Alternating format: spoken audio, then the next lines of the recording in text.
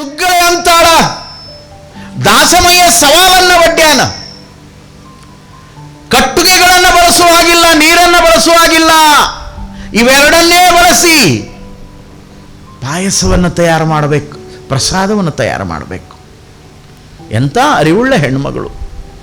ಅಂಥವ್ರು ಕೂಡಿದ್ರಂತ ತಿಳ್ಕೊಂಡು ಅವ್ರ ಬಾಳು ಬೆಳಕಾಗಿ ಹೋಯಿತು. ಇದೆಲ್ಲದೂ ಕೂಡ ಯೋಗ. ನಿಮಗೆ ಹೇಳ್ತೀನಿ,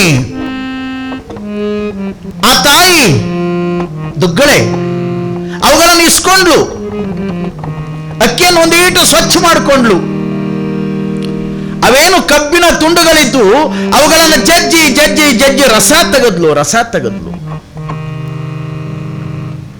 ಆ ರಸದ ಪಾಕದೊಳಗ ಅಕ್ಕಿಯನ್ನು ಹಾಕಿ ಅದೇನು ಜಜ್ಜಿ ಕಬ್ಬಿನ ಸಿಪ್ಪೆಗಳನ್ನ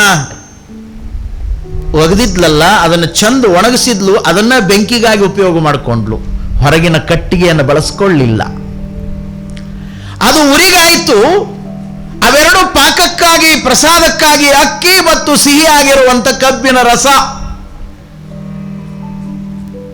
ಜೊತೆಗೆ ದುಗ್ಗಳೆ ಒಂದು ತಂಬಿಗೆಯಲ್ಲಿ ನೀರನ್ನು ತೆಗೆದುಕೊಂಡು ದಾಸಿಮಯ್ಯನವರ ಸನಿಹಕ್ಕೆ ಹೋಗಿ ಅವರಿಗೆ ಶರಣಾರ್ಥಿಯನ್ನು ಸಲ್ಲಿಸಿ ನಿಮ್ಮ ಪಾದ ಕೊಡ್ರಿ ಅಂತ ಕೇಳಿದ್ಲು. ಯಾಕೆ ಅಂದ ದಾಸಮಯ್ಯ, ಶರಣರ ದರ್ಶನದ ಭಾಗ್ಯ, ನಿಮ್ಮಂತ ಪತಿಯನ್ನು ಕೈ ಹಿಡಿಯುವಂತ ಸೌಭಾಗ್ಯ ನನಗೆ. ಅವರ ಪಾದದ ಆ ಕೆಳಭಾಗವನ್ನು ಹಿಂಗಿಡ್ಕೊಂಡು ಆ ತಂಬಿಗೆಯನ್ನಿಟ್ಟು ಅದನ್ನು ಒಂದಿಷ್ಟು ಸಂಬಂಧ ಮಾಡಿಕೊಂಡ್ಲು. ಆ ನೀರನ್ನು ಒಂದಿಷ್ಟು ಅಡುಗೆಗಾಗಿ ಬಳಸ್ಕೊಂಡ್ಲು. ಅಪರೂಪವಾಗಿರುವಂತ ಪಾಕ ಪ್ರಸಾದ ಸಿದ್ಧವಾಯಿತು. ಕೈ ಮುಗಿದು ಬೇಡಿಕೊಳ್ತಾಳೆ, ತಾವು ಸ್ನಾನ ಮಾಡಿ ಲಿಂಗಾರ್ಚನೆ ಮುಗಿಸಿಕೊಂಡ್ರೆ ನಾನು ಪ್ರಸಾದ ಎಡಿ ಮಾಡ್ತೇನೆ. ದಾಸಿಮಯ್ಯ ಅಂತರಂಗದೊಳಗ ಆನಂದ ಪಡ್ತಾ ಇದ್ದ. ಇಷ್ಟು ದಿನಗಳ ಕಾಲ ಇಂಥ ಅನುರೂಪರಾಗಿರುವಂತ ಅರಿವಿನ ಮಡದಿಗಾಗಿ ನಾನು ನಾಡನ್ನೆಲ್ಲ ಸುತ್ತಿದೆ. ಆದರೆ ಆ ಭೋಗದ ಭಾಗ್ಯ ಇಲ್ಲಿದೆ. ಇವಳು ನಿಜವಾಗಲೂ ಕೂಡ ನನ್ನ ಅರಿವಿಗೆ ತಕ್ಕಂತ ಬಾಳನ್ನು ಕೊಡುವಂತ ಮಡದಿ ಆಗ್ತಾಳೆ ಅನ್ನುವಂತ ಭಾವದೊಳಗ ಸ್ನಾನ ಲಿಂಗಾರ್ಚನೆಯನ್ನು ಮುಗಿಸಿಕೊಂಡು ಪ್ರಸಾದ ಬಟ್ಟಲಲ್ಲಿ ದುಗ್ಗಳ ಮಾಡಿರುವ ಅಡುಗೆಯ ಪ್ರಸಾದವನ್ನು ತಂದು ಎಡೆ ಮಾಡಿದಾಗ, ಇದನ್ನು ಹೇಗೆ ಮಾಡಿದಿ ಅಂತ ಕೇಳಿದಾಗ ದುಗ್ಗಳ ಅಂತಾಳೆ, ನೀವು ಹೇಳಿದಂತೆಯೇ ಮಾಡಿದ್ದೇನೆ. ಕಟ್ಟಿಗೆಯನ್ನು ಬಳಸಲಿಲ್ಲ. ನೀವು ಕೊಟ್ಟ ಆ ಕಬ್ಬಿನ ತುಂಡುಗಳ ಮೇಲಿರುವಂತ ಸಿಪ್ಪೆಯನ್ನೇ ಬೆಂಕಿಯಾಗಿ ಉರಿಯಾಗಿ ಬಳಸಿಕೊಂಡೆ. ಜೊತೆಗೆ ಕಬ್ಬಿನ ಸಿಹಿಪಾಕವನ್ನ, ಕಬ್ಬಿನ ಹಾಲನ್ನ, ಕಬ್ಬಿನ ರಸವನ್ನ ಅಕ್ಕಿಯೊಳಗೆ ಬೆರೆಸಿದೆ. ನಾನು ನೀರನ್ನ ಬಳಸಲಿಲ್ಲ. ನಿಮ್ಮ ಪಾದದ ಉದಕವಾಗಿರುವಂತ ಪಾದೋದಕವನ್ನ ಬೆರೆಸಿ ಪ್ರಸಾದವನ್ನು ಸಿದ್ಧಗೊಳಿಸಿದ್ದೇನೆ ಅನ್ನುವಂತ ಮಾತನ್ನ ಹೇಳಿ ಕೈ ಮುಗಿತಾಳೆ ದುಗ್ಗಳೆ. ಪರಮಾನಂದ ಆಯಿತು ದಾಸಿಮಯ್ಯನಿಗೆ. ಹೆತ್ತ ತಂದೆ ತಾಯಿಗಳಾಗಿರುವಂತ ಮಲ್ಲಿನಾಥ ಮಹಾದೇವಿಯರಿಗೆ ತನ್ನ ಭಾವವನ್ನು ವ್ಯಕ್ತಪಡಿಸ್ತಾನೆ ದಾಸಮಯ್ಯ. ನಿಮ್ಮ ಮಗಳನ್ನ ನನ್ನ ಮಡದಿಯಾಗಿ, ನನ್ನ ಸತಿಯಾಗಿ ನಾನು ಸ್ವೀಕಾರ ಮಾಡ್ತೇನೆ. ನನಗೆ ಆಡಂಬರ ಇಷ್ಟ ಇಲ್ಲ. ಸಹಜ ಸರಳ ಜೀವನಕ್ಕಾಗಿ ನನ್ನನ್ನು ನಾನು ಸಮರ್ಪಣೆ ಮಾಡಿಕೊಂಡವನು. ಹಾಗಾಗಿ ನೀವು ಹರಸಿ ಆಶೀರ್ವಾದ ಮಾಡಿದರೆ ಸಾಕು. ಸರಳವಾಗಿರುವಂಥ ನಿಮ್ಮ ಅನುಗ್ರಹದ ಅಡಿಯಲ್ಲಿ ನಾವಿರುವರು ಮದುವೆಯಾಗ್ತೇವೆ ಅನ್ನುವಂಥ ಮಾತನ್ನ ದಾಸಿಮಯ್ಯ ಹೇಳಿದಾಗ ಅದಕ್ಕೆ ಅವರು ಒಪ್ಪುತ್ತಾರೆ. ಸಹಜ ಸರಳವಾಗಿರುವಂಥ ಮದುವೆಯನ್ನು ಮಾಡಿಕೊಂಡು ಮಡದಿಯನ್ನು ಕರ್ಕೊಂಡು ಮಹಾನುಭಾವನಾಗಿರುವಂಥ ದಾಸಮಯ್ಯ ತನ್ನ ಊರಾಗಿರುವಂಥ ಮುದನೂರಿಗೆ ಬರ್ತಾನೆ. ಹೆತ್ತ ತಂದೆ ತಾಯಿಗಳಿಗೆ ಪರಮಾನಂದವಾಗ್ತದೆ. ಕಾರಣ ಬಂದಿರುವಂತ ದುಗ್ಗಳೆಯ ಮುಖವನ್ನು ನೋಡಿದ ತಕ್ಷಣವೇ ಅವರಿಗೆ ಪರಮಾನಂದ. ಕಾರಣ ಮುಖದಲ್ಲಿ ಬದುಕಿನ ಸತ್ಯ ಎದ್ದು ಕಾಣುತ್ತಿರುತ್ತದೆ. ನಮ್ಮ ಹಿರಿಯರು ಆ ರೀತಿಯೊಳಗೆ ಬದುಕಿದ್ರು. ಮುಖ ನೋಡಿ ಆ ಬದುಕಿನೊಳಗೆ ಏನೇನಿದೆ ಅನ್ನೋದನ್ನು ಅರಿಯುವಂತ ಅಪರೂಪದ ಬದುಕು ಅವರದಾಗಿತ್ತು. ಅಂತ ಅನುರೂಪರಾಗಿರುವಂತ ದುಗ್ಗಳೆಯನ್ನ ಕೈ ಹಿಡಿದು ಗೃಹಸ್ಥ ಜೀವನವನ್ನ, ಶರಣ ದಾಂಪತ್ಯವನ್ನ ದಾಸಮಯ್ಯ ಆರಂಭ ಮಾಡಿದ. ಬಹುಶಃ ಈ ಜಗತ್ತಿನೊಳಗ ಕೈ ಹಿಡಿದು ಬಾಳನ್ನ ಕೊಟ್ಟಿರುವಂತ ಮಡದಿಯ ಕುರಿತಾಗಿನೇ ಒಂದು ಅಪರೂಪವಾಗಿರುವಂತ ವಚನವನ್ನ ರಚನೆ ಮಾಡಿರುವಂತ ವ್ಯಕ್ತಿ ಯಾರಾದರೂ ಇದ್ರೆ ಆ ಪುಣ್ಯಾತ್ಮನೇ ದಾಸಮಯ್ಯ. ಕೈ ಹಿಡಿದು ಬಾಳನ್ನ ಕೊಟ್ಟಿರುವಂತ ಮಡದಿ ದುಗ್ಗಳೆಯ ಬಗ್ಗೆ ಸುಂದರವಾಗಿರುವಂತ 4 ಸಾಲಿನ ವಚನವನ್ನು ಹೇಳ್ತಾರೆ. ಮಾಡಿಕೊಂಡವ್ರ ಹೆಸರು ಹೇಳಕ್ಕೆ ಎಷ್ಟೋ ಮಂದಿ ನಾಚೋರದಾರ. ಅದು ಭಾರಿ ತುಟ್ಟಿ ಆಗ್ತದೆ ಹೆಸರನ್ನೋದು. ನೋಡಿ ಎಂಥ ಭಾವಜೀವಿ ದಾಸಮಯ್ಯ, ಎಂಥ ಅನುರಾಗಿ. ಒಳಗ ಸ್ವಚ್ಛಿತ್ತು ಅಂದ್ರೆ ಇಂಥ ಬಿಚ್ಚು ಬದುಕು ಶರಣರ ಜೀವನದೊಳಗೆ ನಾವು ಕಾಣ್ತೀವಿ. ಸಂಸಾರ, ದಾಂಪತ್ಯ, ಮನೆತನ, ಗಂಡ ಹೆಂಡತಿ, ಸತಿ ಪತಿ ಅಂದ್ರೆ ಬೇರೆ ಏನೂ ಅಲ್ಲ. ಈ 4 ಮಾತಿನ ಅರಿವು ಲೌಕಿಕ ಪ್ರಪಂಚದೊಳಗೆ ಬಂದ್ರೆ ನಾವು ಶರಣ ದಾಂಪತ್ಯವನ್ನು ಮಾಡಾಕ ಬರ್ತದೆ. ಕೈ ಹಿಡಿದು ಬಾಳನ್ನ ಕೊಟ್ಟಿರುವಂತ ದುಗ್ಗಳೆ ಏನ್ ಮಾಡ್ತಿದ್ಲು? ಇದ್ದುದನರಿತು ಬಳಸುವಳು. ಏನು ಇದೆ ಅದನ್ನು ಅರ್ಥೈಸಿಕೊಂಡು ಅದನ್ನು ಬಳಸುವಂತದ್ದು. ಬಂದುದ ಪರಿಣಾಮಿಸುವಳು. ಏನು ಬರ್ತದೆ ಬಂದಿದ್ದನ್ನ ಸಹಜವಾಗಿ ಲಿಂಗಯ್ಯನ ಪ್ರಸಾದ ಅಂತ ತಿಳ್ಕೊಂಡು ಪರಿಣಾಮಿಸಿ ಬದುಕ್ತಾ ಇದ್ಲು. ಇದು ನಿಜವಾದ ಗೃಹಿಣಿಯ ಲಕ್ಷಣ. ಮನೆ ಅಂದ್ರೆ ದೊಡ್ಡ ಬಿಲ್ಡಿಂಗ್ ಅಲ್ಲ, ಮನೆ ಅಂದ್ರೆ ಆಸ್ತಿ ಅಂತಸ್ತಲ್ಲ, ಮನೆ ಅಂದ್ರೆ ಕೆಲಸಕ್ಕೆ ಬಾರದೆ ಮನೆಯ ತುಂಬ ಬಿದ್ದಿರುವಂತ ವಸ್ತುಗಳಲ್ಲ, ಒಡವೆಗಳಲ್ಲ. ಒಂದು ಮನೆ ಅದು ನಿಜವಾದ ಗೃಹ ಆಗಬೇಕಾದ್ರೆ ಅನುಭಾವಿ ಒಂದು ಮಾತನ್ನು ಹೇಳ್ತಾನೆ, ಗೃಹಿಣಿ ಗೃಹ ಮುಚ್ಚತೆ. ಯಾವ ಮನೆಯೊಳಗ ಗೃಹಿಣಿ ಅರಿವುಳ್ಳ ಗೃಹಿಣಿ ಆಗಿರ್ತಾಳೋ ಆ ಮನೆ ನಿಜವಾಗಲೂ ಕೂಡ ಆನಂದವನ್ನು ನೀಡುವಂತ ಸ್ವರ್ಗವೇ ಆಗ್ತದೆ. ಅದನ್ನು ಬೇರೆ ಎಲ್ಲಿ ಹುಡುಕಲೂ ಬೇಕಾಗಿಲ್ಲ. ಸರ್ವಜ್ಞ ಮಹಾನುಭಾವ ಸುಮ್ಮನೆ ಹೇಳಿದ್ನೇನು? ಬೆಚ್ಚನೆಯ ಮನೆಯಾಗಿ ವೆಚ್ಚಕ್ಕೆ ಹೊನ್ನಾಗಿ ಇಚ್ಛೆಯಂ ನಡೆವ ಸತಿ ಇದ್ದೊಡೆ ಆ ಸ್ವರ್ಗಕ್ಕೆ ಕಿಚ್ಚು ಹಚ್ಚಂದ ಸರ್ವಜ್ಞ. ಅದೇನಾದರೂ ಇತ್ತು ಅಂದ್ರೆ ಅದಕ್ಕೆ ಬೆಂಕಿ ಹಚ್ಚು ಅಂತಾನೆ. ನಿನ್ನ ಮನೆಯೇ ಸ್ವರ್ಗ ಇರಬೇಕಿದು. ಇರ್ಲಿಕ್ಕೊಂದು ಸೂರು, ಒಂದು ಮನೆ. ವೆಚ್ಚಕ್ಕೆ ಹೊನ್ನು ಅಂದ್ರೆ ಕಾಯಕದಿಂದ ಪ್ರತಿಫಲವಾಗಿ ಬರಬೇಕು. ಇದನ್ನು ಶರಣರು ಒಪ್ಪಿಕೊಂಡಾರ. ಜೊತೆಗೆ ಅರಿತು ನಡೆಯುವ ಸತಿ, ಅದು ಕೇವಲ ಲೌಕಿಕ ಜಗತ್ತಿಗೆ ಅಷ್ಟೇ ಅಲ್ಲ, ಶಿವಮೆಚ್ಚುವಂತ ಬದುಕದು. ಅದನ್ನು ದಾಸಿಮಯ್ಯನವರು ಹೇಳ್ತಾರೆ, ಸತಿಪತಿಗಳೊಂದಾದ ಭಕ್ತಿ ಹಿತವಾಗಿಪ್ಪುದು ಶಿವಂಗೆ. ಸತಿಪತಿಗಳೊಂದಾಗದವರ ಭಕ್ತಿ ಅಮೃತದೊಳಗೆ ವಿಷವ ಬೆರೆಸಿದಂತೆ ಕಾಣ ರಾಮನಾಥ. ಇದಕ್ಕಿಂತ ಇನ್ನೇನು ಹೇಳಬೇಕು? ಶಿವಮೆಚ್ಚುವ ಬದುಕು ಯಾವುದು ಅಂದ್ರ ಅವರು ಒಂದಾಗಿ ಚಂದಾಗಿ ಅರಿವಿನ ಎಚ್ಚರಿಕೆಯ ದಾಂಪತ್ಯವನ್ನ ಮಾಡ್ತಾ ಜೀವನವನ್ನು ಕಳೆದು ಬಿಟ್ರೆ ಸಾಕು. ಈ ಪ್ರಕೃತಿ ಅನ್ನುವಂಥ ಪರಮಾತ್ಮನಿಗೆ ನಾವು ಸಲ್ಲಿಸುವಂತ ನಿಜವಾದ ಭಕ್ತಿಯೇ ಅದು. ನೋಡಿ, ಅದಕ್ಕಾಗಿ ಇದ್ದುದನರಿತು ಬಳಸುವಳು, ಬಂದುದ ಪರಿಣಾಮಿಸುವಳು, ಬಂಧು ಬಳಗವ ಮರೆಸುವಳು. ಮರೆಸುವಳು ಅಂದ್ರ ಬೇರೆ ರೀತಿ ಅರ್ಥ ಮಾಡಿಕೊಂಡ್ರು ಬರ್ತದಲ್ಲ.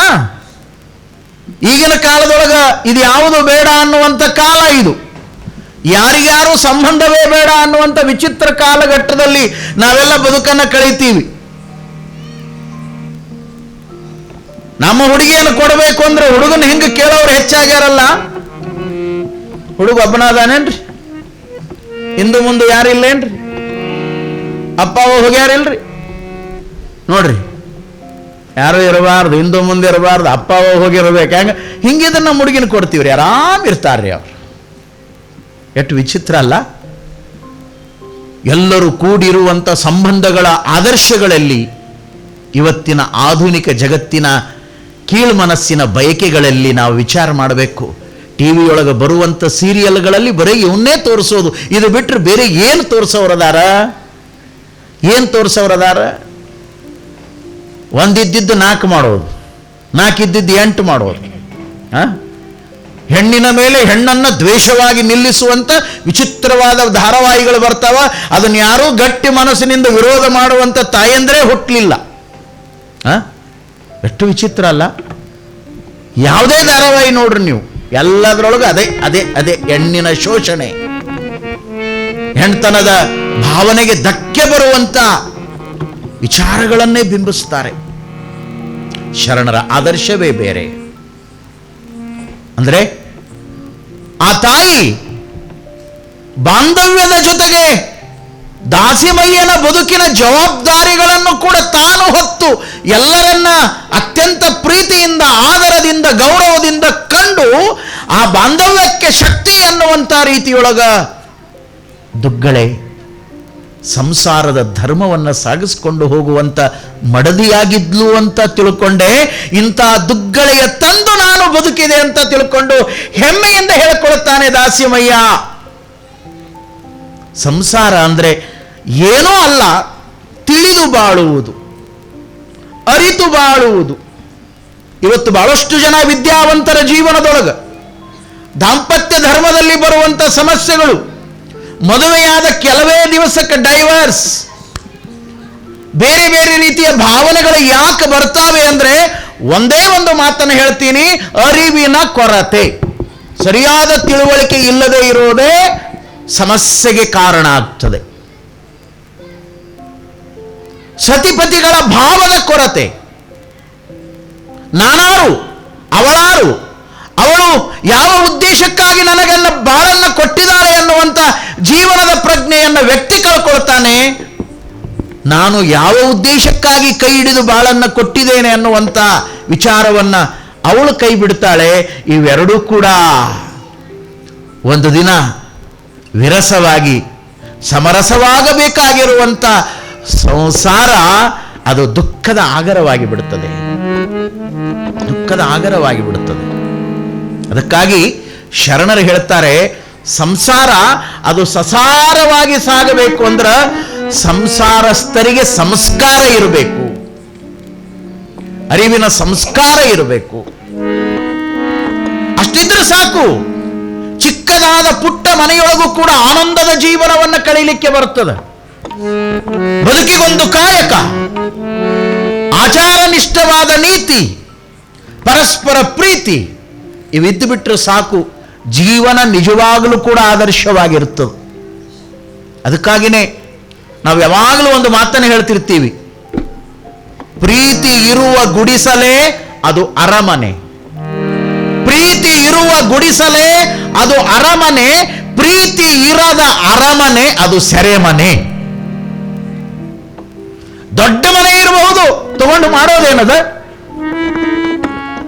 ಒಳಗಿದ್ದವರಿಗೆ ಯಾರೂ ಸಂಬಂಧ ಇಲ್ಲ ಅನ್ನುವಂಥ ರೀತಿಯೊಳಗ ಬದುಕನ್ನು ಕಳೆದ್ರ ಅದೆಂತ ಸ್ವರ್ಗದ ಬದುಕು? ನಿಜವಾಗಲೂ ಅದು ನರಕ, ಅದು ಮಾನಸಿಕ ಹಿಂಸೆ. ಅದರಿಂದ ಯಾವ ಪುರುಷಾರ್ಥವೂ ಇಲ್ಲ, ಆನಂದವೂ ಇಲ್ಲ. ಶರಣರ ಚರಿತ್ರೆಯೊಳಗ, ಶರಣರ ಬದುಕಿನೊಳಗ ನಮಗೆ ಸಿಗುವಂತಹದ್ದೇನು ಅಂದ್ರ ಈ ಜೀವನವನ್ನು ಆದರ್ಶವಾಗಿ ಬಳಸಿಕೊಂಡು ಸತ್ಯಶುದ್ಧವಾಗಿ ನಾವು ಬದುಕನ್ನು ಕಳೆಯುವಂತ ಜೀವನದ ಮೌಲ್ಯಗಳು ಶರಣರ ಚರಿತ್ರೆಗಳಲ್ಲಿ ನಮಗೆ ಸಿಗ್ತವೆ. ಅವರ ಬದುಕಿನ ದಾರಿ ಆಗಿತ್ತು. ನೋಡಿ, ಅರಿತು ಬಾಳೋದು, ಬಂದುದನ್ನು ಅದನ್ನು ಸ್ವೀಕಾರ ಮಾಡುವಂಥದ್ದು, ಹಿಂಗೆ ಬದುಕೋದೇ ಅದು ಸಾಂಸಾರಿಕ ಜೀವನದ ಧರ್ಮ. ಅದ ತಿಳಿಲಿಲ್ಲ ಅಂದ್ರೆ ಸಂಸಾರ ಅನ್ನೋದು ಭಾಳ ವಜ್ಜೆ ಆಗ್ತದೆ. ಮದುವೆ ಆಗೋ ಮುಂದೆ ಭಾಳ ಖುಷಿ ಭಾಳ ಜನರಿಗೆ, ನಂತರ ಗೊತ್ತಾಗ್ತದೆ ಅದರ ಮಜಾ. ಮದುವೆ ಆ ಮೂರಕ್ಷರದ ಅರ್ಥ ಏನು ಗೊತ್ತೇನು? ಮದುವೆ ಅಂದರೆ ನನ್ನ ಆಧುನಿಕ ವಚನದೊಳಗೆ, ನನ್ನ ವಚನದೊಳಗೆ ಅದನ್ನು ಬರ್ಕೊಂಡಿದ್ದೇನೆ. ಮ ಅಂದರೆ ಮನುಷ್ಯತ್ವವನ್ನು, ದು ಎಂದರೆ ದುರುಪಯೋಗ ಪಡಿಸದಂತೆ ವ್ಯವಹರಿಸುವ ಜೀವನ ಧರ್ಮವೇ ಅದು ಮದುವೆ ಕಣ. ಮನುಷ್ಯತ್ವದ ದುರುಪಯೋಗ ಆಗಬಾರದು, ಅದು ಸದುಪಯೋಗ ಆಗಬೇಕು. ಮದುವೆ ಅಂದರೆ ಮಮತೆ, ದು ಅಂದರೆ ದುಡಿಮೆ, ವೇ ಅಂದರೆ ವ್ಯವಧಾನ. ಇಬ್ಬರೊಳಗೂ ಆ ಅರಿವಿನ ವ್ಯವಧಾನ ಅನ್ನೋದಿತ್ತು ಅಂದ್ರೆ ಅದು ನಿಜವಾಗ್ಲೂ ಆನಂದವನ್ನು ಕೊಡುತ್ತದೆ. ಇಲ್ಲ ಅಂದ್ರೆ ಯಾವನೋ ಒಬ್ಬ ಮದುವೆ ಆದಾಮ, ಗೊತ್ತಲ್ಲ ನಿಮಗೆ, ಇಲ್ಲೇ ಗದುಗಿನ ಸಮೀಪ ಮುಳಗುಂದ ಅಂತ ಬರ್ತದೆ, ಅಲ್ಲಿ ಬಾಲಲೀಲಾ ಮಹಂತ ಶಿವಯೋಗಿಗಳು ಅಂತ ಆಗಿ ಹೋದರು, ಪರಮ ವಿರಾಗಿಗಳು. ಮದುವೆ ಆದ ಒಂದು ತಿಂಗಳಕ್ಕ ಅವನಿಗೆ ಸಂಸಾರ ವಜ್ಜಾತ್ರಿ. ಅವ ಸುಮ್ಮನೆ ಒಂದಿಷ್ಟು ಮಠಕ್ಕೆ ಹೋದ್ರ ಖುಷಿ ಸಿಕ್ಕಿತು ಅಂಥೇಳಿ ಎಂದೂ ಬರಲಾರ್ದ ಬಂದ. ಮಾಂತಜ್ಜವ್ರು ಕೂತಿದ್ರು, ಅವ್ರ ಪಾದಕ್ಕೆ ನಮಸ್ಕಾರ ಮಾಡಿ ಮಾರಿ ಸಪ್ಪಗೆ ಮಾಡ್ಕೊಂಡು ಮುಂದೆ ಕೂತಿದ್ದ. ತಮ್ಮ ಹಿಂಗ್ಯಾಕೆ ಕುಂತೀಯೋ ಅಂದ್ರೆ ಅವ್ರು, ಏನು ಬಿಡ್ರಿ ಅಪ್ಪ, ನಿಮ್ಮನ್ನೊಂದು ಪ್ರಶ್ನೆ ಕೇಳಬೇಕಂತ ಬಂದೀನಿ ಅಂತ ಕೈ ತಿಕ್ಕೋತ ಕುಂತಾವ. ಏನಪ್ಪ ನಿನ್ನ ಪ್ರಶ್ನೆ ಅಂದ್ರೆ ಅಜ್ಜ ಅವರು, ಏನಿಲ್ರಿಪ್ಪ ನನ್ನ ಪ್ರಶ್ನೆ, ನಂದು ಚಲೋ ಏನು ನಿಮ್ಮದು ಚಲೋ ಅಂತ ಕೇಳಿದ. ನೋಡ್ರಿ ಗಬ್ರು ಹೆಂಗದಾನ, ಅಂತ ಪ್ರಶ್ನೆ ಕೇಳ್ತಾನೆ. ನಂದು ಚಲೋ ಏನು ನಿಮ್ಮದು ಚಲೋ ಅಂತ ಕೇಳ್ದ. ಏನು ಅಂದ್ರೆ ಅವರು ಅಜ್ಜ ಅವರು, ನಂದಂದ್ರೆ ನಾನು ಸಂಸಾರಿ ಅಪ್ಪ, ಏನು ನಂದು ಚಲೋ, ನಿಮ್ಮದು ಅಂದ್ರೆ ನೀವು ಸನ್ಯಾಸಿಗಳು, ನಿಮ್ಮದು ಚಲೋ ಅಂತ ಕೇಳಾಕತ್ತೀನಿ ಅಂದವ. ಆವಾಗ ಬಾಲಲೀಲಾ ಮಹಂತ ಶಿವಯೋಗಿಗಳು ಎಷ್ಟು ಚಂದ ಉತ್ತರ ಕೊಡ್ತಾರೆ. ಎಲ್ಲರೂ ವಿಚಾರ ಮಾಡುವಂಥ ಮಾತಿದು. ನೋಡಪ್ಪ, ತಂದ್ರ ಬಂದ್ರ ನಿಂದ ಚಂದ, ಜರ ತೊಂದ್ರೆ ಬಂದ್ರ ನಂದ ಚಂದ ಅಂದ್ರೆ ಅವರು. ಸಂಸಾರದೊಳಗೆ ತರಬೇಕು, ಬರಬೇಕು, ಕಾಯಕಷ್ಟ ಮಾಡಬೇಕು, ದುಡಿಬೇಕು, ಪರಿಶ್ರಮ ವಹಿಸಬೇಕು, ಅದಕ್ಕೆ ಕಾಯಕವೇ ಕೈಲಾಸ ಅಂದ್ರೆ ನಮ್ಮವರು. ಇಷ್ಟೆಲ್ಲ ಎಲ್ಲದರ ಅರಿವಿರಬೇಕು, ತಿಳುವಳಿಕೆ ಇರಬೇಕು. ಸುಮ್ಮನೆ ಅಲ್ರಿ, ಸಂಸಾರದ ಜೀವನ ಅನ್ನೋದೇನದಲ್ಲ, ಅದು ನಿಜವಾಗ್ಲೂ ಬಹಳ ಜವಾಬ್ದಾರಿಯ ಜೀವನ ಅದ. ಸನ್ಯಾಸಿಗಳ ಜೀವನ ಸಹಜವಾಗಿ ಕಳಿಬಹುದು ಅವರು. ನಾನು ದೊಡ್ಡ ಸ್ವಾಮಿಗಳ ಮುಂದನೆ ಒಂದು ಮಾತು ಹೇಳಿದೆ, ನಿಮ್ಮದೇನ್ರಿ ಆರಾಮಿರ್ತದೆ? ಅದೇನೋ ಹಳ್ಳಿಯೊಳಗೊಂದು ಗಾದೆ ಮಾತು ಬಳಸ್ತಾರಲ್ಲ, ಅಚ್ಚ ಕಂಡಲ್ಲಿ ಮೇಯೋದು, ಬೆಚ್ಚ ಕಂಡಲ್ಲಿ ಮಲಗೋದು, ಆರಾಮಿದ್ದು ಬಿಡೋದು.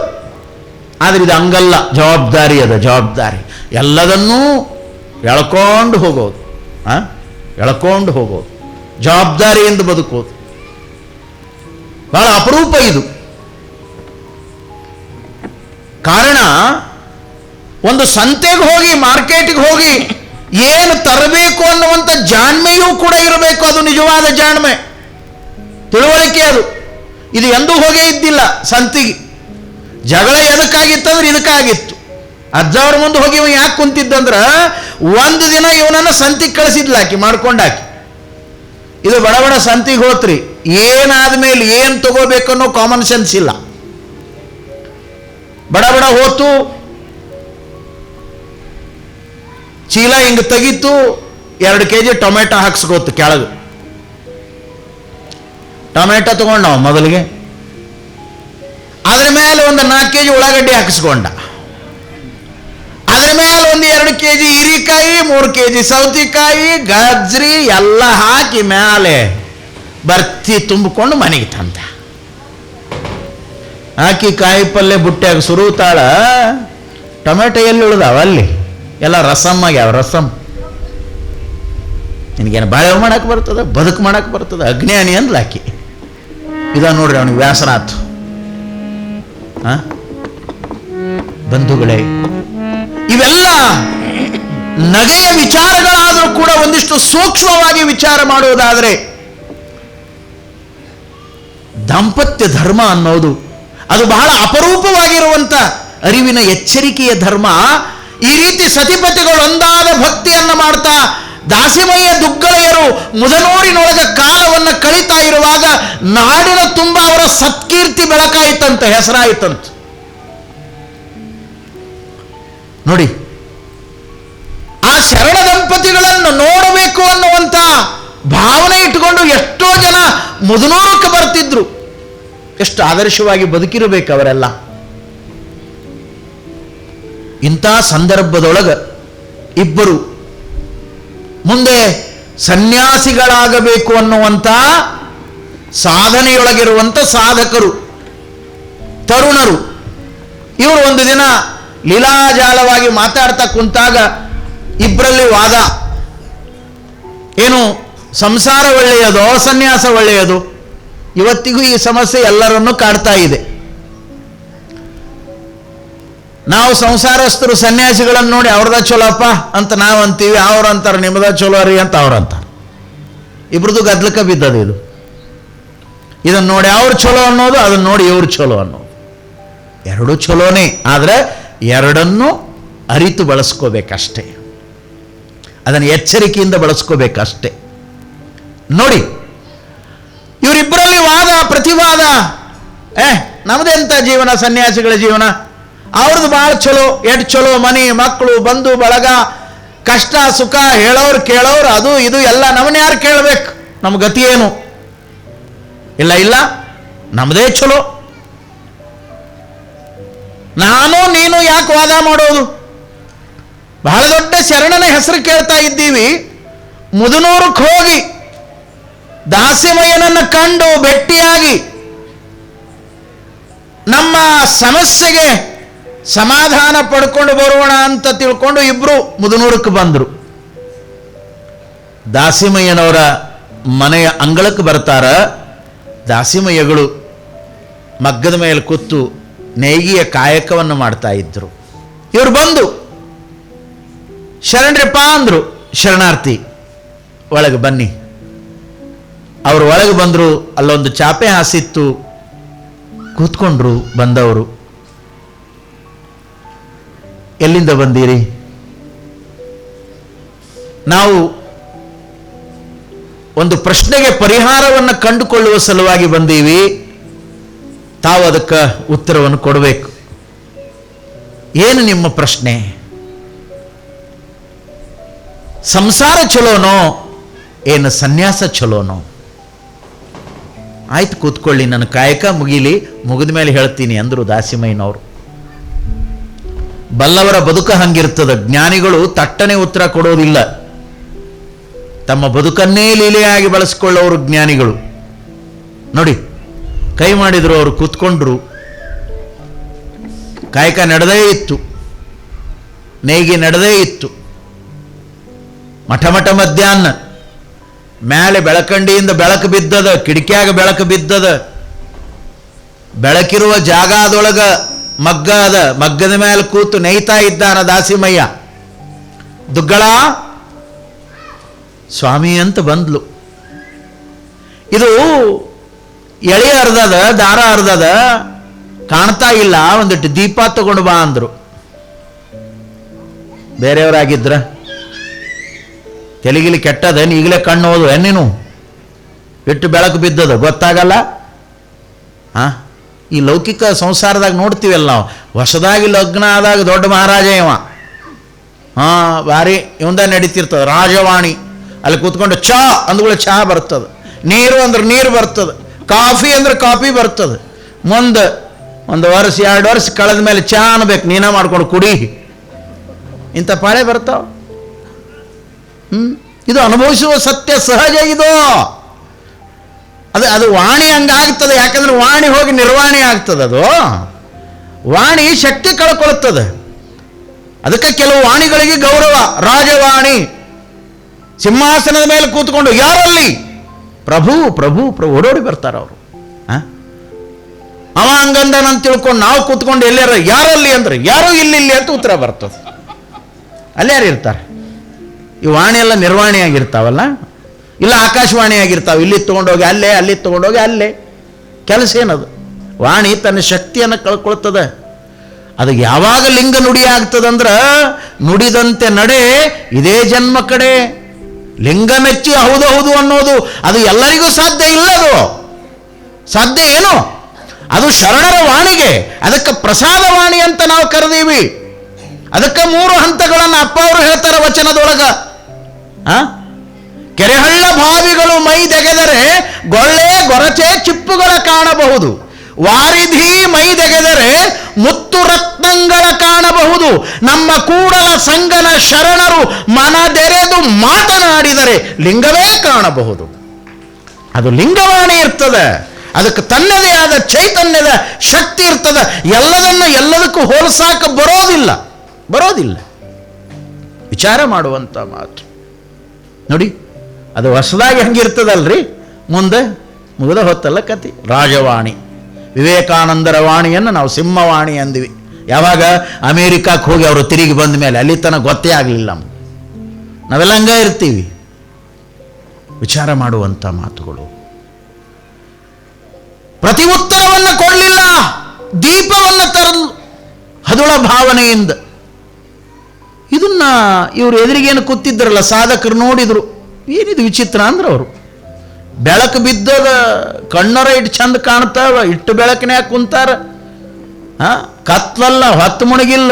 ದೀಪ ತಗೊಂಡು ಬಾ ಅಂದ್ರೆ ಆ ತಾಯಿ ಎಷ್ಟು ಹದುಳ ಭಾವನೆಯಿಂದ ದೀಪ ತಂದ್ಲಲ್ಲ. ವಿಚಿತ್ರ ಅನಿಸ್ತವ್ರಿಗೆ.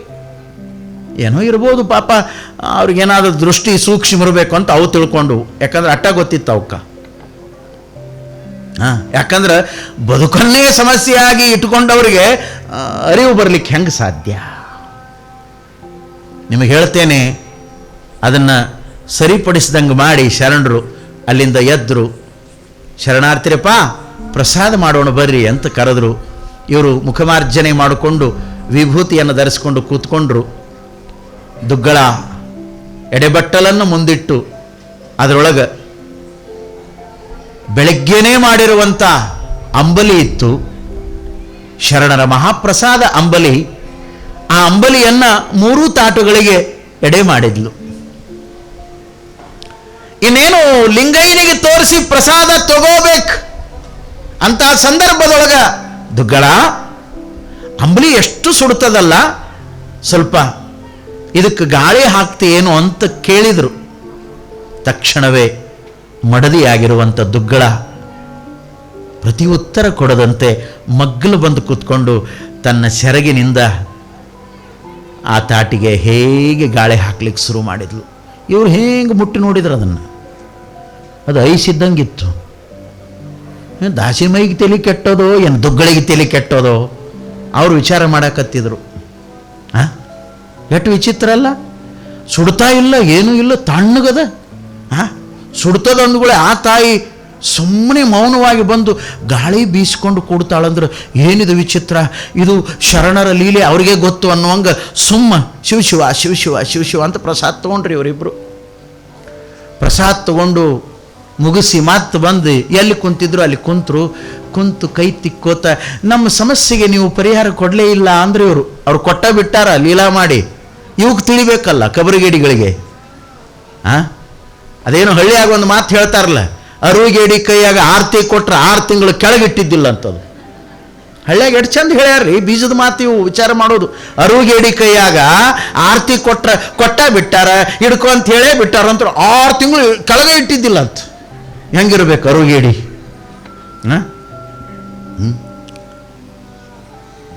ಇವ್ರು ಮತ್ತೆ ಕೈ ತಿಕ್ಕೋತ ಕೇಳಿದ್ರು.